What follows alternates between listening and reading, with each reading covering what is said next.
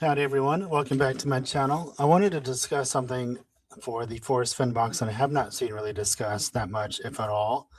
I did go through and search through various Discords and also Reddit. Didn't really see this topic brought up for the Forrest Fenn box for TTI.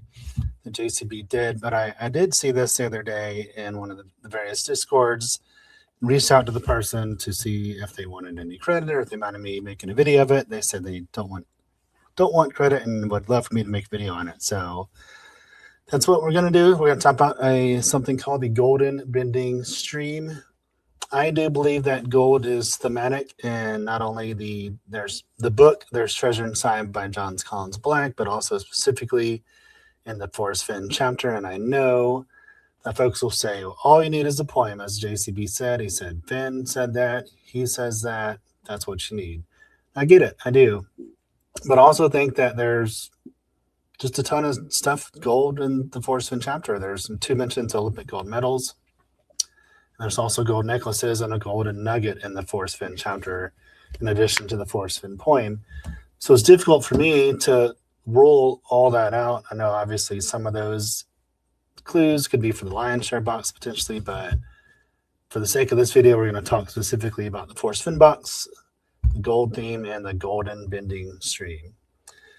So if you're not aware, as I was not aware, there is a gold medal trout stream classification. It is primarily in the state of Colorado, although somewhat recognized in the other various states for the Forrest Fenn box, which is, of course, Montana, Wyoming, and New Mexico, which is intriguing, I should say, because the Forrest Fenn box states for JCB are Montana, Wyoming, Colorado, and New Mexico. JCB got into the Forrest Fenn hunt a little bit after it started a few years later, and he searched for a place, obviously, as a lot of other people did, to put in below the home of Brown, but his poem specifically, he says, where once was Brown, also capitalized. So we do need to look for, as everyone knows, or most people are aware of, a place where JCB would have looked for the Forrest Fenn box. So that's what this screen and slide represents. Now we're going to get into the actual golden bending streams in the various states for the Forrest Fenn boxes. Colorado, we have the Blue River. We're actually going to talk about the Arkansas River. Frying Pan River is kind of interesting because of where Warm Waters Hall potentially. The Gunnison River I looked into a good bit. Other Colorado gold medal waters, the Rio Grande is a pretty popular one, and the Taylor River is kind of interesting because Justin Posey's friend is Tyler in the book, Tyler in real life. In Wyoming, there's the Green River, which is just a renowned trout stream. In regards to Montana, I don't really have a whole lot of good thoughts on these. Missouri River obviously is very important to Montana. I just don't know if a lot of people looked up there for Fenn. Clark Fork River, South Fork Flathead. But in New Mexico, the San Juan River is compelling.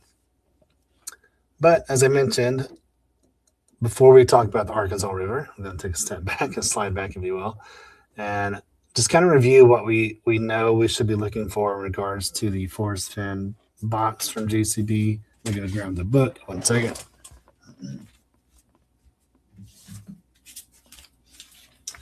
And open it up to the Forrest Fenn chapter. I just kind of like to follow along and read through the poem as I talk about this particular box. I think it's obviously a really, really well-written poem by Forrest Fenn in The Thrill of the Chase. But I believe that JCB did a really good job with this poem as well. So a few facts from the Forrest Fenn hunt that also would obviously apply here to the JCB Forrest Fenn box, where he would have looked for Forrest Fenn for The Thrill of the Chase. We should be looking between 5,000 and 10,200 feet in elevation. We should start out as cool water, flows through a canyon round, passes by where once was Brown, and then flows into 2 or more bodies of warm water. So those are a lot of the facts and things we're looking for in regards to the Forrest Fenn box that JCB would have also looked for Forrest Fenn's original box. Here is the Arkansas River. It is 102 miles of the gold medal trout stream classification in the state of Colorado. It is the longest and largest trout stream of that classification. Again, it's primarily a Colorado thing, but other states do somewhat recognize it, although they will more so say like a Blue Ribbon trout stream. But what I thought was compelling for the Arkansas River, one thing I think it would be funny if a lot of people are looking for the Buffalo River in Arkansas, but yet JCP puts the Forrest Fenn box somewhere along the Arkansas River in Colorado, would be kind of funny. But the Arkansas River, for the stretch that I'm considering as being more dynamic in terms of where the Forrest Fenn box for JCB could be, is anywhere along the stretch between Leadville, coming down through Nathrop and ending in Salida, which is by the Riverside Park down there. This is all the Arkansas River. It's a majority of it's a valley that goes along State Road or State Route 24. There are pull-offs there, and it goes into 285 down towards Salida, Poncha Springs, Wellsville. There's also a fair amount of warm water hot springs in the area, and they flow through and have a confluence with the Arkansas River in several of these places. So I thought there was a lot here that would suggest Arkansas River as being a potential spot for the Forrest Fenn box at JCB Head. Again, highs and lows in elevation. It's close to walking, hiking trails or paths. The Arkansas River headwaters national recreation area is also in this area of the map. There's a lot of camping spots along the way, and there's also several places of iron reduction spots, specifically in the Brown Canyon National Monument area, and just generally speaking along this area of the Arkansas River.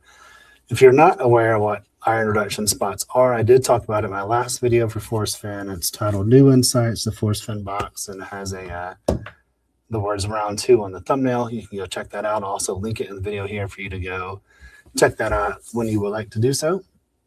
But iron reduction spots are basically when iron oxidizes and shows upon a white mark on the seat, or sometimes a green mark, but obviously here we're looking for the white mark shows upon the seat for the Forrest Fenn JCB box. He says at the end, or let's see, the third from the last stanza, stop just beyond the camper's blaze, which is here in this area. Thicker stone is all you need. That's also in the previous video. I know a lot of people think sodalite. I think it might just simply be a thicker stone is in a thinker's statue where you're sitting on and kind of putting your fist up to your mouth and doing a deep thought incense. The spot is set with marble gaze. I think it's just a beautiful spot. I don't really know what else to say about that line. But then it ends with a white mark shows upon the seat, and that is what I am really leaning towards iron reduction spots being. Google it yourself. Go back and watch my video again. I'll link it in this general spot so you can go see that and get some classification there, and as well as some other thoughts for the Forrest Fenn box. This is technically my third dedicated video for the Forrest Fenn box, but I did also mention it in the video for the road JCB cruises along being potentially a high 40. So feel free to go check out that playlist and those few videos. But that is the majority of what I wanted to discuss in this video about the gold medal trout streams, specifically in Colorado, but also in other various states. But as always, please feel free to share your thoughts and reactions in the comments of the video. Who knows if any of these are the correct intended ways JCB wants us to interpret his clues from the poem? I really don't know. I mean, I'm doing my best here, just as everyone else is. I'm merely trying to drive a different version of thoughts to the Forrest Fenn box and drive communication and comments and dialogue from these videos. One thing that I think will be really cool as we kind of get into just general announcements here for the channel.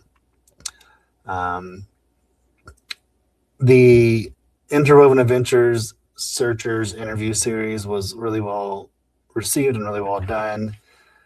And I really appreciate and thank again, I Promise Blake and his dad, Seeker, for coming on. They did an exceptional job and really made that first video series, the interview for me, rather easy. And I would argue they did a better job than I did, which is it's funny, but also just means I got some things to work on, obviously, and I will.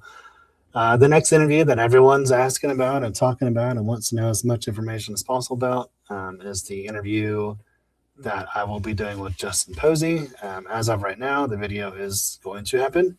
It's just a matter of when, and Justin and I should be having communication here shortly, within a week or two, if not sooner, in regards to possible dates for that. I've already got what I want to do in the video laid out in my mind and how I want to do it and the things that I want to say and the different things that I'll do in the video. So that's all ready to go. It's just a matter of getting it planned.